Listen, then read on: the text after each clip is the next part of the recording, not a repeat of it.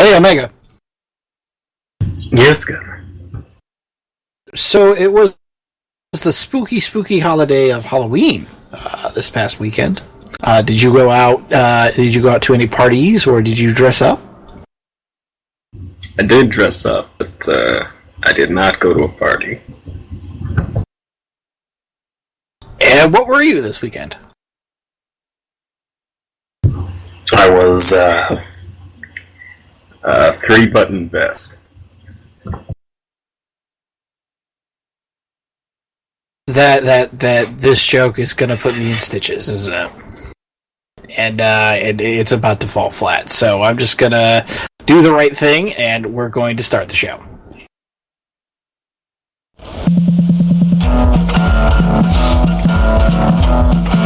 Well, now's no time for joking around. Just quiet down your chatter. Weekend pro wrestling is no laughing matter, baby. From Impact to Raw to SmackDown Blue, you'll be good at math and science if you only listen to Get Serious. Oh, Get Serious. Oh, Get Serious. Enough! Hello, everybody, and welcome to Woo Get Serious. My name is Gunner. That is Omega BR. Well, I thought that joke might make you khaki yellow. You know, that joke is about that Need to joke, work on that one.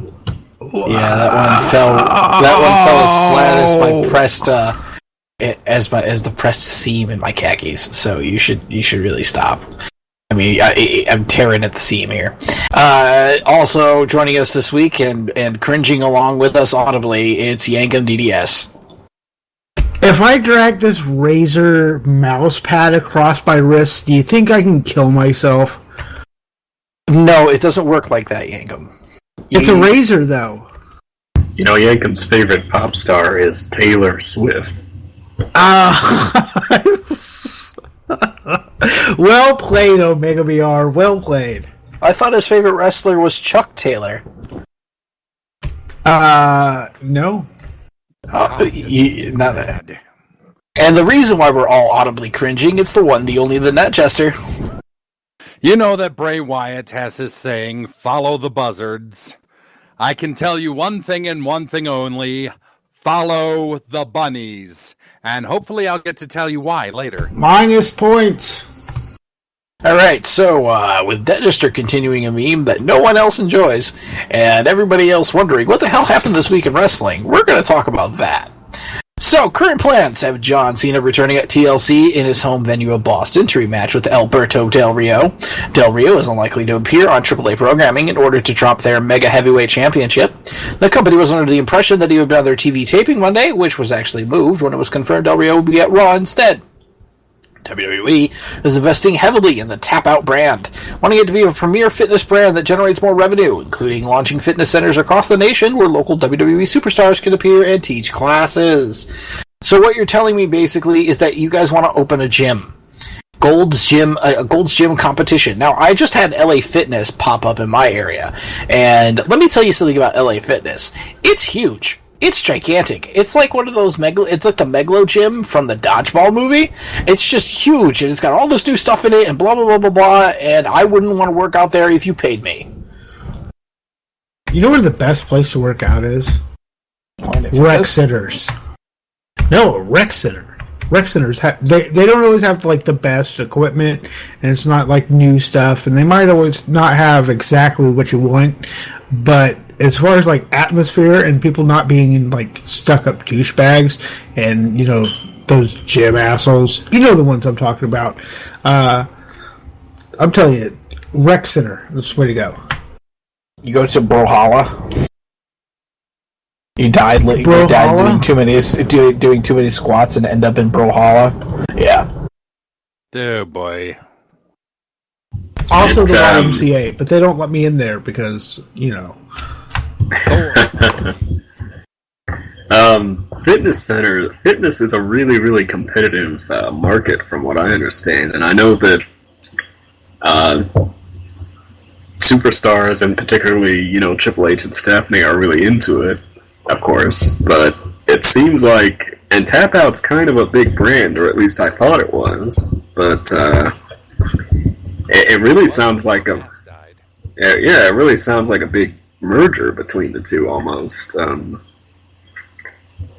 It's an interesting concept, but it kind of has that whole, XFL stamp on it at the moment. It feels like something that it sounds like a good idea on paper, but then in execution, for some reason, that it factor isn't there. I mean, it's kind of like the whole tout thing, and how tout was actually a pretty good idea at the time, but then I guess Snapchat,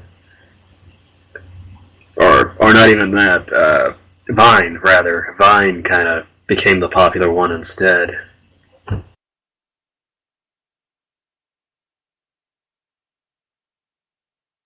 Wasn't Vine out before Tout?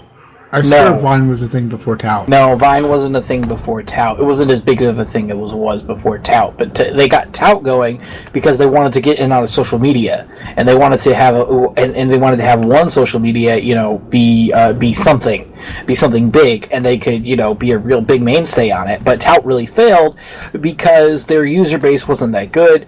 It wasn't as ingenuitive, and people just didn't attach themselves to it. They really relaunched Instagram like 4 times before it was Instagram, right? No, I didn't know that. Yeah, probably because I didn't care, but sure. Well, I kind of feel like they almost think they can just throw money at these things and kind of have their own brand attached to it, and it should be an automatic moneymaker. I mean, a second American Football League that competes when the NFL is in the off season sounds like a pretty good idea, but then people didn't really attach to it. You give it to Vince McMahon. Lost a bunch of money, and I mean, if it had gone past a season, then who knows? But right. It's a shame that everybody thought it was bad. If the production values were a little bit better on it, to be perfectly honest, it wasn't so. Well, it invented Skycam. Well, yeah, I mean, they did a bunch of inventive things. They did some sweet things that they stole from the XFL, but I don't think that, I think that they went around it a little backwards. That's just me.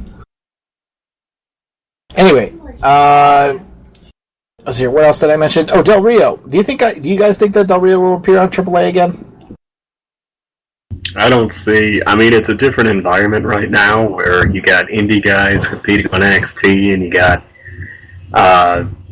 you even got guys like Sami Zayn appearing for Evolve. But I don't think they're going to let one of a champion lose. It would require him to lose, basically. I think, and he might maybe appear, but he's not going to lose a match. He's not going to drop the title in the drop the title sense.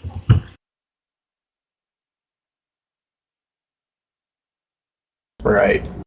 And I think they would book him to look weak on Triple H. Schmoz would happen, and then he'd taken his title taken by an authority figure, and he'd be banished for some reason or another. Or however they do it down there. Somebody want to read the next news segment? That's kind of weird. Let's see. Destination America GM Mark Etkind has left the network, and Jane Latman has taken his place, giving TNA and ROH some hope that wrestling could continue to have a home there, though it is reportedly never brought up at all during important meetings. The Young Bucks have officially signed with Ring of Honor, allowing them to continue working PWG and New Japan, but keeping them off the independent scene. WWE helped Matt Riddle get a job with Evolve and WWN Network, possibly as a test to see if the troubled former MMA fighter can handle the pressure of pro wrestling. Lucha Underground is looking into possibly doing a sci-fi movie and several corresponding storylines in Season 2. I think that is the most exciting piece of news that is coming out of here right now. I want to see a Lucha Underground movie with all the storylines and all the things wrapped together into a sci-fi, spooky, crazy fucking shit going on storyline, and that would be amazing. Amazing. You mean like spooky skeletals? Yes. Okay, I know that there is a history and tradition south of the border of big professional wrestling lucha libre stars starring in movies, all the way from El Santo to the Blue Demon. However, I've seen some of those movies, and they're not very good. And that's not the point. That's not the point at all. Not the point at all. The point isn't for them to be good. Like, it's not supposed to be good. Okay, but I'm not of the mind that any publicity whatsoever is good publicity. I mean, but it's not. That's not what it is. It's. So I can't explain to you. Go ahead. I'm just gonna get this out real quick. I don't think it's a good idea having Lucha Underground do like a Sci-Fi Channel B-movie piece of throwaway stuff on the $5 bin at Walmart. Okay, let me stop you right there. I'm going to tell you something. Okay. Have you ever seen a Santo movie? I've seen one Santo movie. Yeah. Do you remember how bad it was? Yes, I do. Do you realize that that's what they're going to make for Lucha Underground? Do you realize how awesome that would be with the current stuff? I mean, it'd be right up there with Sharknado. It's not supposed to be like going to win an Oscar. You're supposed to be entertained by it. You were entertained with Sharknado. Yes. Yes. Okay. Oh my God! How I don't understand. Like, I don't know how to explain to you, why bad movies are good. No, we're not, because you're wrong. You're wrong. Well, let's put it in this context. You've got Lucha Underground, who up until a couple of weeks ago we weren't even sure was going to get a second season definitively. If they managed to actually create a film, even a particularly bad one, I think that would be a pretty big coup for them in terms of relevancy and exposure and etc. Right. And the whole point of it isn't, it's just to give them exposure. It isn't just to poo-poo on them. It'll be good, Jester. You gotta have faith in it, man. Okay, so in other news, I would be very surprised to see, even with this person changing over at Destination America, if TNA and ROH run Destination America anytime in 2016, the Young Bucks deal is a big deal because they're just going to be in PWG, New Japan, and Ring of Honor, which is where I normally watch them anyway. But at the same time, it gives them a really good deal, and they get paid if they're injured and out and can't work still, which is why they kind of took it. It's the best of both worlds, from what I understand, this deal.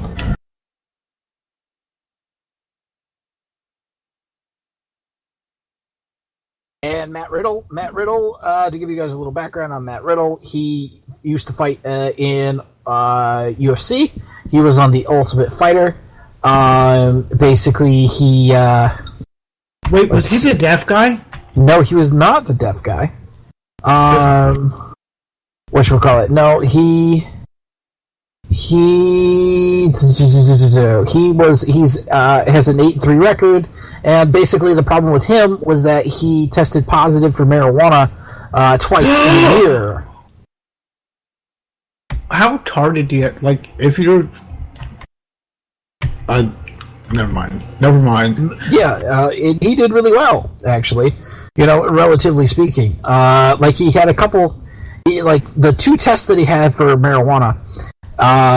Was on UFC 149 against Chris Clements, and he won by arm triangle choke, but it got reversed after a positive test for marijuana, and then he won by a split decision at UFC on Fuel TV, Barrow versus McDonald, in February, and then the fight was overturned due to the positive test for marijuana. So it should be interesting. It should be interesting to see him actually come up, because he had a bit of panache to him apparently, and he's a brown belt in jiu-jitsu. So there you go. He's a brown bread in jiu-jitsu? No, brown belt. That's less impressive. Speaking of less impressive, the third quarter report shows WWE Network subscriptions up 1.233 million from 1.156 million last quarter. However, stocks were down almost 13% this week after the call. While NXT morale is through the roof, those lower on the card and the main roster are said to be feeling the squeeze of road expenses. Rusev suffered a proximal bicep tendon rupture during a main event taping and will be out for 3 to 4 weeks. Nikki Bella missed Raw due to nagging neck and hip issues. And Dave Meltzer claims that something came up in tough enough competitor Gabby's past that shut down any chance of WWE signing or even acknowledging her ever again. So Gabby's gone, and I don't know what it is that Gabby... nudes! It's probably nudes. God knows. I'm sure you are, buddy.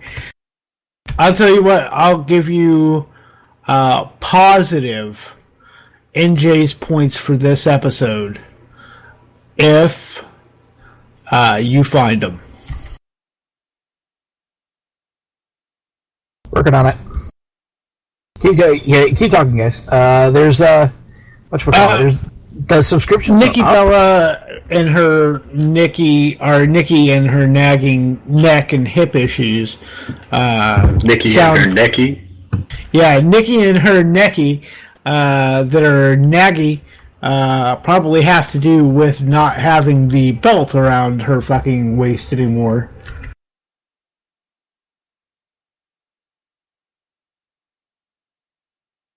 I don't know. Cena's out now, so there's speculation that they're gonna go get married thing, right? No, they're not gonna get married. No, just she kind of wants to be with him, and Oh, that's sweet. And by that sweet, I mean at least she's not there. Yeah, you do have a point that if she's not the champion, then what is she really doing? But that's true of almost everyone. Can I get half points for close? Let's see how close you are.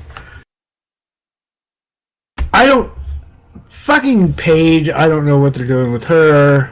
Paige, they have no idea what they're doing. They're giving Paige a run against Charlotte because they had that nice run in in NXT. So that she gets first shot, and so there you go with that. But otherwise, I mean, that is indeed a nude.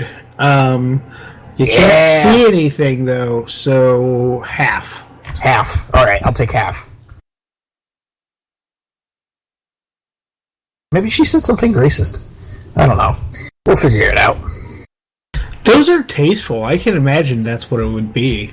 Right. Well, anyway.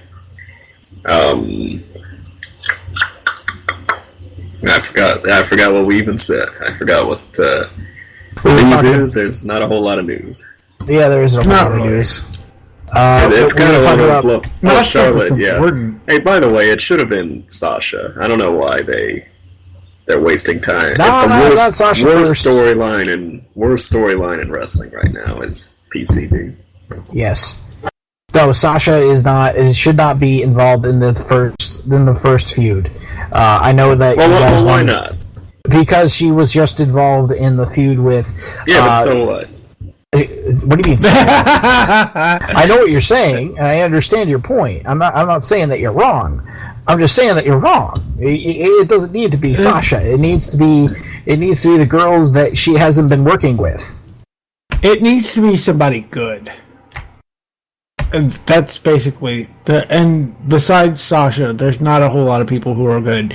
Paige, bless her heart, is better than probably 98% of the divas on the roster. But she is not a Sasha. She is not a Bailey. She is not Like, she's not that fantastic. I love her. Honestly, I really do. But compared to, you know, I Natty, think she's just suffered from main events or main roster syndrome, rather, where, you know, she just.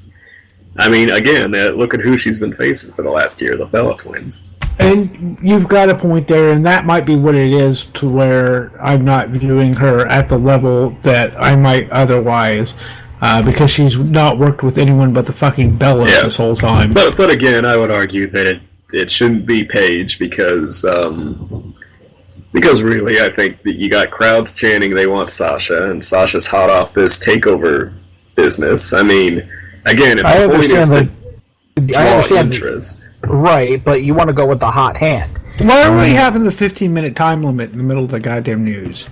Because we're not having the 15-minute time limit about these goddamn divas because I don't want to talk about them. God damn it. Alright, well, I'm hitting the buzzer. Alright, I understand you're hitting the buzzer. There's one more news bit. Well, it seems Steve Austin is teaming with El Segundo Brewing to create a Broken Skull IPA.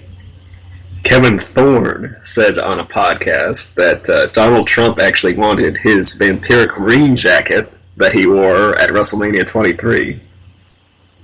WWE's involvement with the Texas Lottery for WrestleMania comes after they told Ric Flair not to associate with the North Carolina Lottery years ago before they signed him, saying they felt that lotteries were not family-friendly. And Jerry Jarrett might be getting involved with Classic Wrestling Revolution, that Las Vegas-based promotion hoping to offer benefits to the performers, which will apparently also take on a reality show style as veterans and legends pick teams to compete against each other 52 weeks a year. Oh, that sounds neat. I like that idea. Yeah, I don't know. Is it going to be kayfabe, or, I mean, like, you know what I'm saying? Like, okay, let's have a reality show, and now we have to decide, is this show reality, or is it kayfabe? And if it's kayfabe, I guess it'll be fine. It'll be like, you know, it'll be like that MMA show where they live in the house and they have trainers and they pit them against each other. The Ultimate Fighter. Yeah, that's the one. It'll be like that, but with wrestling, and that's cool. I can appreciate something like that. I don't know. It's kind of weird. I feel like it's kind of weird to be a reality show, and also 52 weeks a year when they're gathering these old. Hold on. Well, they do a similar thing in a promotion called Nox Pro, which is like a what you call it? It's a West Coast promotion. It's run. Rikishi and Gangrel and a bunch of other Attitude Era guys are in it, and they have these like individual groups that feud, like similar to New Japan Pro Wrestling's Chaos and like Bullet Club and all that. They all have these groups and they get together and they feud and they have these big war matches, you know, and they're like we love war games, so we're going to focus heavily on groups and whatnot and that kind of thing, and it could work. It could really work. I mean, it looked really good. So there you go. Well, the group concept thing is something you really have to. When they say 52 weeks a year, it really is. They have to be on it, on point. I mean, anytime you do a big group thing, you really have to be on it. Otherwise, it just looks really goofy and silly at times. I mean, I know this is a bad example, but, you know, when TNA does their Bound for Glory series and even the tournament that they're doing now that they taped for before they even announced it, that James Storm didn't even realize he was a part of. That kind of thing, you know. Or like Chikara doing a better tournament right now with the Challenge of the Immortals. You know, 4 members to a team, and you get so many points for a win, and this and that. And I mean, that's pretty good, or it has been pretty good so far. But if I had one complaint, it would be that it doesn't really invoke the dramatics of it necessarily. A lot of the cards have matches in the series, but you don't really feel that kind of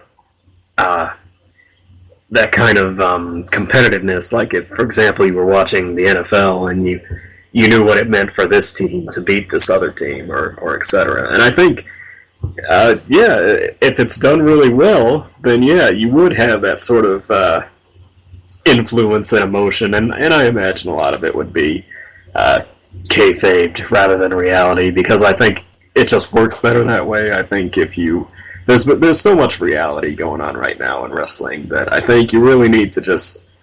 How much of it is actually reality, though? I mean, you know what I mean? Well, yeah, but see, that's the thing too. Even if it's worked reality, it's all pretty much the same. It's a lot of, oh, I don't know if I'm good enough to make it, and I don't know this and that, and this guy doesn't like that guy, and this guy and this chick are gonna bang, and considering this is a classic wrestling revolution, I think you need to go back to classic wrestling roots and have, over the top characters and feuds based on more than just, not necessarily personal dislike, but like just general. Well, I know I'm the best, and this other guy says he's the best, and stuff like that. It doesn't necessarily have to be really corny like that, but just stuff that isn't the contrived sort of. Well, if I beat you, then I've earned my spot, but you might sabotage. You know what I mean? The typical kind of. I mean, look at the past season of Tough Enough and how a lot of that stuff was sort of.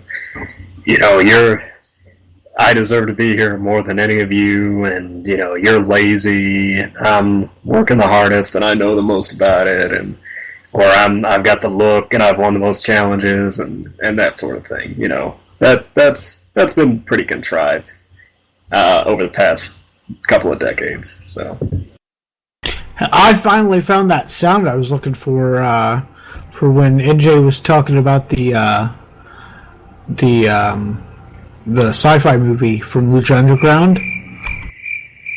Nope, that's not the one. It's this one. Fuck you, you're wrong. Fuck you, we're right. And with that said, 15-minute time limit. Ding, ding, ding. Oh God. There it is. All right, everybody. For the 15-minute time limit, we are going to have a wonderful reading of Mick Foley's Christmas book by Yankum DDS. I don't have that. I'm kidding. We're having so apparently. I was really scared for a second there. I was like, wait, was I supposed to have that? Shit. No, but that's what we're doing for the Christmas episode. Spoilers. No, 15-minute time limit. Netchester. We're already in it. You should already start on the counter. Because Netchester gets to talk about Netchester gets to talk about the house show he went to. Yes, indeed, I do. I live in the treasure state of Montana, and the big city of Billings here. Boy, those 15 minutes time, they fly fast, don't they? You're a whack-a-mole. Let him tell it. Let him tell it. And in the lovely city of Billings is the Rimrock Auto Arena, and that was home to WWE Live for the first time in 10 years. And it was really a fun little card, and it began... Oh, by the way, I have to tell this story real quick. I was coming out of the local Perkins, and right next door is a CVS pharmacy, and in front of the CVS pharmacy was none other than R-Truth about to get in his car. Waved to him, say hello, he waved back. Very nice guy, didn't want to go over and bug him, but the first match was R-Truth versus Bo Dallas, and being it was the Feast of Samhain, otherwise known as Halloween, after Truth came out to his own music, of course, rapping, his music started again, and we were all thinking production botch until Bo Dallas came out dressed as R-Truth, trying to rap his version of Truth's song. He also came out with a wig with not dreadlocks, but ponytails. This did not go well with R-Truth, and mainly most of the match consisted of R-Truth trying to strip Bo out of his makeshift costume. But with R-Truth's patented finisher, he did pick up a win over Bo Dallas. And I noticed that on the Woo boards, Selt, I think it was worried about Damian Sandow being missing in action. Well, worry no longer, Selt, because the next match was a 6-man tag with Damian Sandow, Curtis Axel, and Zack Ryder versus the amazingly mismatched tag team of the Ascension and Fandango. Now, there was a lot of dissension between the Ascension and Fandango. The end came as pretty much Fandango was sick and tired of the Ascension knocking him around because of the perceived stuff he did wrong, instead of keeping an eye out on your tag team competitors. So, with tossing Victor out of the ring and enziguring Connor to the back of the head, Fandango went to the back to the locker room, having Sandow get the pinfall over that team. Next one was the Real American Jack Swagger versus Sheamus, Mr. Money in the Bank, and the Moose of Shame got on the mic and endeared himself to the crowd. "Oh, so you speak English, do ya? I could never tell around this place." And it all went down there from here. But a hard-hitting affair this was. And even though Jack Swagger tried the Swagger Bomb 2 different times to pin Sheamus, Sheamus finally came out of nowhere with literally a brogue kick nobody saw coming to get the 1-2-3 on Swaggy. And then, Halloween, shit happens, and the New Day came out with actual unicorn horns on their heads. No, they didn't use their hand. They didn't make believe. They actually went to a freaking Halloween store and bought unicorn horns to tie on their heads. This is the best thing I've ever heard in my entire life, right here. Everything else, I've been nodding my head, my eyes are drooping, and then suddenly you have my attention. The New Day wearing unicorn horn props on their head. Do continue. Today I learned that Yankum is a brony. Oh my god, But to continue, they went up against the primetime players, and the one thing that stood out in my mind about this match was at one time, Mr. No Days Off, Darren Young, actually stole one of the costume unicorn horns and was playing keep away with Titus O'Neil away from Kofi Kingston for a couple of minutes there before Biggie broke that up. That would have been entertaining as fuck. Yes, that was very funny. But unfortunately, BTP did not win the titles. That was a title match off a New Day. So then we had a 15-minute intermission. And of course, I noticed something. They were playing commercials during the entire time of the show in between matches, WWE Network and that sort of thing. Oh, did I also tell you that Trips has a video package that starts the show about how these WWE entertainers are, well, you've probably seen it if you went to a house show, but anyway, 15-minute intermission. I haven't been to a house show in a long time. What is this video?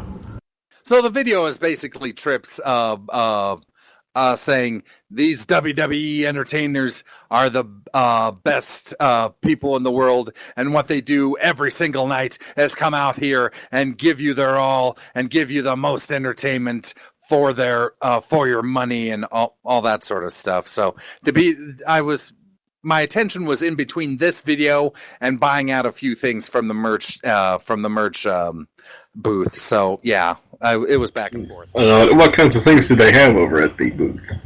Well, they had your normal amount of T-shirts for everybody on the card. New Day, the Boss Sasha Banks, Cena T-shirts, of course, Roman Reigns gear. What I ended up buying was a Dean Ambrose charm necklace, a WWE title belt charm necklace, Dean Ambrose sleeves, which are like that tape he tapes his hands with. And I just decided, what the hell? I'll do this for him, even though I don't like the dude. I bought Roman Reigns glove set. You know, those mimic those gloves he wears when he wears the Shield. Now, do the Dean Ambrose armband? They come with that DA logo on them, I presume. Oh yeah. Yep, and so did the charm necklace I got bought as well. And they also had stuff, if you showed up early enough, they had this WWE light up necklace that was one of those gaudy things that you put batteries into, you turn on, and then it flashes like hell all around. And of course, light up glow sticks and all those, you know, just what you normally do in WWE. Let me ask you this. Any particular specials, since it was Halloween? Well, you say glow sticks. I mean, did they have any kind of other incidentals? Any, or let me ask you this: did they have? I'm a sucker for merch. If you don't know, did they have the collector's cups? Stop. If I'm this bored, okay, hang on. I can only imagine our listeners. We'll get to this later. Let's the rest of the card real quick. Next up was a tag team match between the Boss, Sasha Banks, and Tamina from Team Bad versus Charlotte and Becky. Did Tamina actually wrestle? Yes, Tamina actually wrestled. Okay, you have my attention again. And she wasn't half bad, but I'll blow through this real quick. Charlotte and Becky did pick up the win. I found it interesting that Banks got in the referee's face so many times, but apparently she was so overwhelmed at having lost that the referee had to carry her to the back because she had the vapors or something or some damn. It was weird. It was one of those things. And then that's funny. Yeah. What a heel. And then we had a visit from Tyler Breeze and Summer Rae, and they went against Dolph Ziggler. Summer overplayed her hand. She tried hitting Ziggler, taking off her shoe and clubbing him with it. And even though the ref, who was Little Nate, by the way, didn't see that, he did see her with her shoe off. And being Ziggler was slumped in the corner, put two and two together, managed to eject Summer. And while Breeze was discombobulated, having Summer been ejected, Ziggler got the zigzag in for the 1-2-3 pin over Tyler Breeze. And then the main event of the evening, the Wyatt family, Braun Strowman and the Wyatt family leader Bunny Cat. That was for you, Yankum. The Wyatt family leader, Bray Wyatt, of course, went against Roman Reigns and, of course, Dean Ambrose in a brutal billing street fight. It was called. So yeah, they brought out kendo sticks for this one. They brought out chairs for this one. They brought out tables for this one. They did 2 different table gags, and it was just a fun match, and I'm surprised these guys didn't have bruises all over their body. But Roman and Dino defeats Braun Strowman and Bray to win the brutal Billings street fight. And then, of course, did they call it the brutal Billings street fight? Yep, they actually called it the brutal Billings street fight for the main event. So after all of my want, I want to see the brutal Billings street fight. They missed out. The worst part is they missed out so hard because it should have been a brutal Billings brawl. Oh God. Yes. That was even better. That I guess you would say that you got top billing. All right, that's it. Roman got on the mic, thanked everybody for calling out during Halloween, and said good evening. So this has got to be over. I really can't. I can't think of a more fun scenario to go to a house show than Halloween. Honestly, I think with a lot of people in costume and stuff. Oh, yes. We saw not only a lot of superheroes, but a lot of pro wrestlers from times past. My favorite was Macho Man and Elizabeth. It was very nice. How many people were at the show? I would have to say that most of the arena was over 5,000 people there. It was a small arena, but... Were ticket prices acceptable? I mean, did you pay a whole bunch for front row, or was it still like $40 for good seats? Unfortunately, I had to go to work that morning, so by the time I got to break, all the front row seats were gone. I got the front row of the mid-tier, which was $50, and that was acceptable to me. Right, so you had good seats. Yeah, that's not surprising for me. Any other weird things that you noticed? Were they taking signs away? Did you bring any signs? Nope, I didn't bring any signs. However, Follow the Bunnies wasn't just some joke I came up with. I actually made a bunny cat mask and went as Bray Wyatt. And I don't care if anybody else didn't get the joke or there weren't any Wookiees there. I made a bunny cat mask and wore a Bray Wyatt costume, combined the two, and I have pictures to prove it. So I'll show you those later. Oh dear Lord Jesus. Alright, so I want ice cream now so that I can have a brain freeze so that I can forget about this segment. This was the worst segment in the history of segments. No, it wasn't. It was the best. Shut up. I liked it. I would highly recommend going to a house show if one happens to go near you, because honestly, now maybe it's changed because I myself haven't been one to one in a bit, but usually you could spend $15 and you might be in the nosebleeds, but you could still pretty much see and hear and get excited by everything. And see really silly shit. And matches that you're probably stuff going to would see. never put on Raw. Stuff but it's really fun, and the people are always cool, especially if you can get sat near the drunk guys, it gets even better.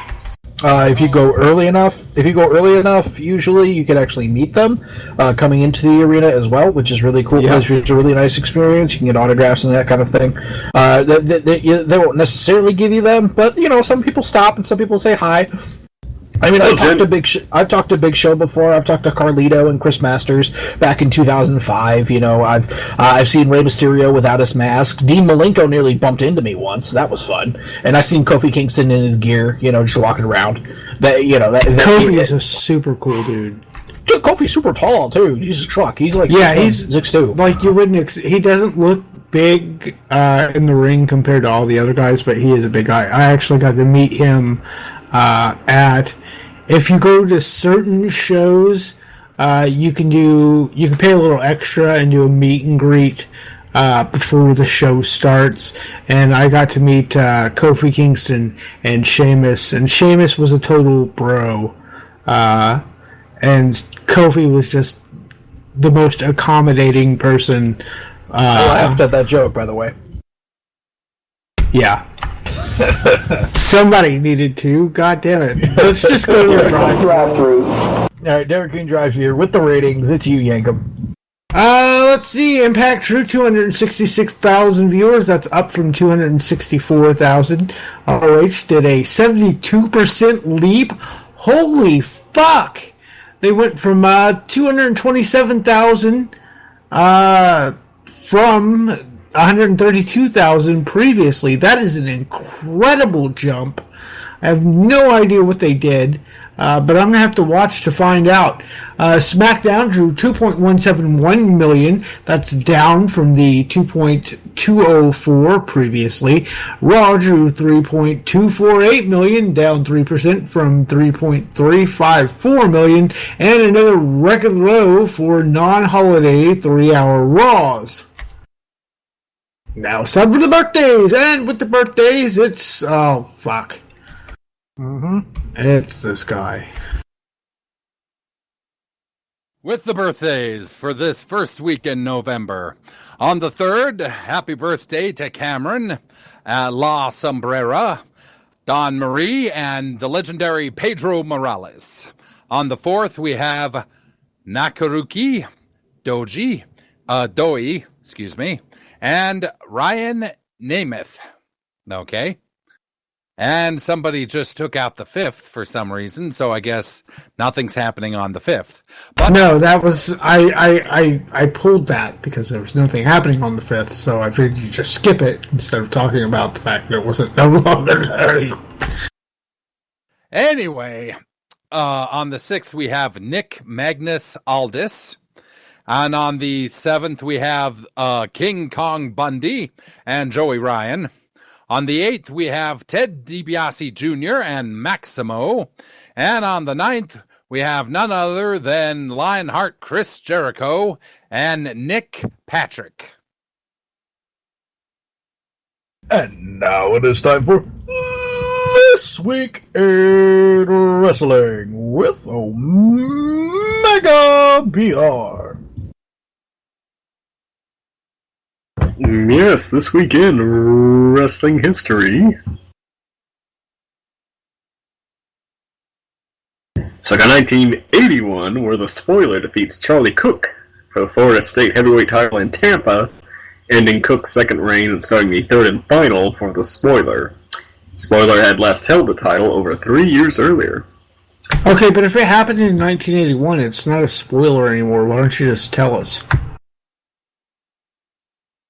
Jump to 1986, where during a WWF event at the Boston Garden in Boston, Massachusetts, Don Muraco came to the ring for his match wearing a kilt and with Roddy Piper's music playing. Piper then hit the ring and went on to defeat him with a roll-up after Muraco accidentally collided with his manager, Mr. Fuji. Morocco. Don Morocco. The Rock before The Rock. Muraco. And in 1998... I appreciated that trolling, Omega. WWF taped the first episode of their short-lived Lucha Libre show, Super Astros, at the Frank Irwin Center in Austin, Texas. Matches saw Armando Fernandez defeat Scott Taylor, El Merenguero defeat Christopher Martinez, and El Hijo del Santo defeat Super Loco. And that was This Week in Wrestling History. Happy trails to Jimmy Snuka, who officially arraigned on charges of involuntary manslaughter and third-degree murder Monday morning. The next hearing is set for December 8th. And happy He'll trails. be dead by the time it's stop time it. for him to go to jail. Oh, stop. I'm not saying that to be mean, but the guy's like 500 years old, and by the time all the motions are filed back and forth between each side, I guarantee you that's what his lawyer will be up to. He'll just keep filing motion after motion to keep The only motion the that trial I've from been having happening. during this entire podcast is the motion in my stomach every time that I hear Nightjester's voice. Happy trails to Kota Ibushi, who is sidelined indefinitely with a cervical disc herniation. Oh dear Jesus, that sounds painful. That sounds fucking awful. Go Google a picture of it, Gunner, and then come back and tell us how bad it is. Okay. In the meantime, Points. I'll do the points. Let's see, we're kicking it off with negative 10 points to both Gunner and Omega BR for making those awful clothing puns at the beginning of the show. Then we've got negative 25 points to NetJester for Bunny Cat. And then another negative 50 points to NetJester because you're wrong. Wrong. Big Fat Fail Turtle Awesome Bad movies are awesome because they are bad. Then we got 75 points to Gunner for finding the Gabby Nudes. My penis thanks you. And we will continue that trend of him getting a positive point for every negative point that NetJester gets because the spank bank's full for the night. So we've got negative 5 points to NetJester because Billings is not lovely. It's in Montana. I know better. Negative 5 points to NetJester for telling a story that nobody cares about.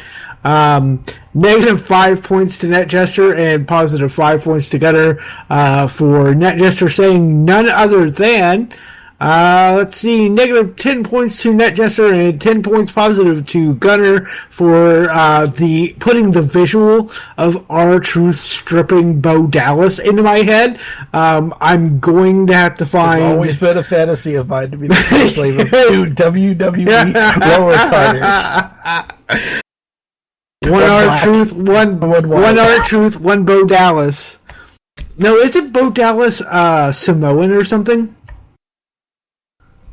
Anyway, negative 5 points to NetJester, which nets another 5 positive points to Gunner, because NetJester spelled Ascension completely wrong in the format. Like, it's not even close.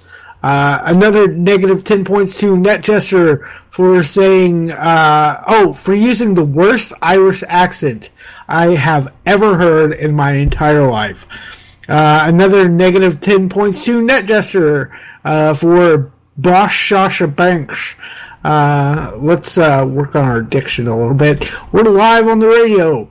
Negative 25 points to NetJester for Bunny Cat. Negative 10 points to NetJester. They're called spots in wrestlings.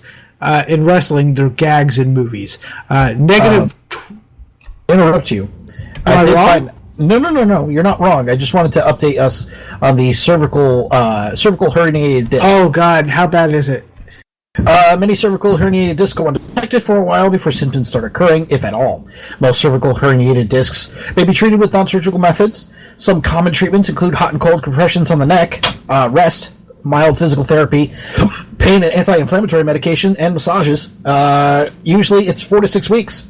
That's not that bad. To treat it, but it could be surgery, which could be career-ending, which could be basically edging his neck. Right. Okay. Well, finally, we have negative 25 points to NetJester for making a bunny cat costume. And, oh, wait, no, there's one more. 185 points to Omega BR. Just to keep things fair. Hey, by the way, negative 100 points to NetJester because he didn't make a Smark Snarkstein. Just saying. Oh, you suck, NetJester. Negative 100 points. Hold on.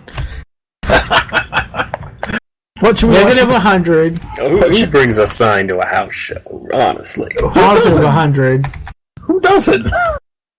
Well, hold on. We got to finish out these points. So, NetJester got negative 285 points for this episode.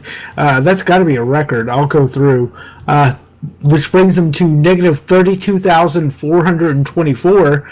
Gunner scored an incredible 275 points this episode just by virtue of NetJester being awful, bringing him up to 395 points. And I just got a text message. Omega BR scored 275 points this episode, bringing him up to 555 points. And Vassar is sitting at 145. That's it for the points.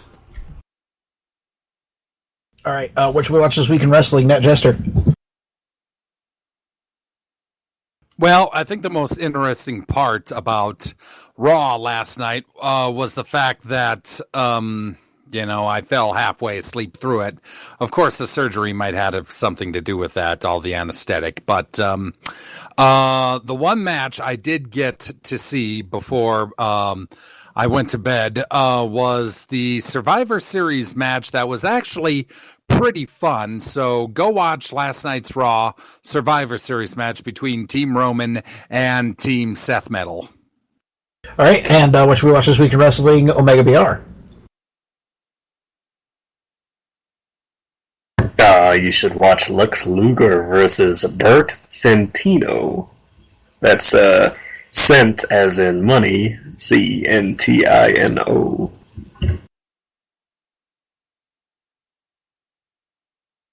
Yank, what should we watch this week in wrestling? In honor of the return of our beloved Jack Swagger, I'm trying to think of a Jack Swagger match here. I'm looking through a list of matches, looking for one that stands out. And aside from Del Rio, there was one versus Sami Zayn on NXT 9/4/2013. I haven't seen that, but I bet that was fan-fucking-tastic, so I'm going to go watch that. Yankum is cheating. No, I'm not. I was like, I'm going to do a Jack Swagger match. Let me think. Which Jack Swagger matches stand out in my head? Because it's Jack Swagger. Right. Not that he's bad. It's just that the way he's booked is so fucking bland and just blah. Like, aside from his Money in the Bank win and then the subsequent cashing in, can you name a Jack Swagger match besides the ones that I just talked about? Jack Swagger versus Kurt Angle. That never happened. Happened. Never, ever, ever, ever, ever, Wait, ever. was it on WCW? Well, you just said name a match. You didn't specify God whether damn. it had to exist. Omega BR. Every time I think I'm trolling this show hard, he comes in and wrecks my shit. Jack Swagger did not compete against Kurt Angle. No, he didn't. Of course he was fucking with us. He was being a dick. And he's so good at it. So that... no, it isn't. What? Right. No, it never happened. I need to give my suggestion. Oh, well then what match should we watch? You should probably watch a William Regal match. Actually, no, scratch that. You shouldn't watch that. You should watch the new WWE show. The backstage one. What's it called again? Breaking Ground? Breaking Ground. Yeah, you should watch the Breaking Ground show. We're 2 episodes in. It comes on after Raw. It is so good. So very good, and exactly what I've been wanting from the network to produce to get me interested in buying the network. It is perfect. It's got a lot of interviews with a bunch of the trainers. Matt Bloom is one of the main characters in this. You see a lot of Regal. You see a lot of Robbie Brookside. You see a lot of Sarah Amato. Which, if you understand wrestling and listen to this podcast, you should be marking the fuck out, because you get to see these guys work with, like, the new kids, and you get to see basically Tough Enough after Tough Enough, which is exactly what I wanted to see, which is ZZ and Josh and the girls from Tough Enough as well, and ZZ's coming in with his parents, and his parents are hilarious. And it's so good. It's so well produced. I highly recommend it. Hey, you know what else is hilarious? Your face. No, it's not. It's not really that funny at all. Nor is the fact that your face just came out of there, or Dead Jester's ability to speak. But we're going to end that right now for y'all, because that's it for this week. Thank y'all for listening. It's been a pleasure to have you around. This has been episode 182 of Woo Get Serious. My name is Gunner, and you can check us out online at smarksnark.com, smarksnark@gmail.com if you'd like to get in contact with us. Twitter.com/smarksnark if you want to listen to us tweet during Raw and other events. We also have a Facebook, facebook.com/smarksnark. You can also give us a phone call. That's 812-408-9666 or for 812-408-WOO. You can also call us on Skype.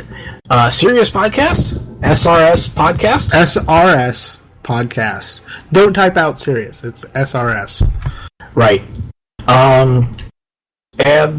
So that's it. Thank you. Wait, Facebook, Twitter. Did that. Skype. Got the phone number too. Email. Yep. I feel like we're missing something. A tout? No. Do we have a tout? We have a tout. Right? We had a tout. Do we have a Vine? I think we have a Vine. We don't have a Vine.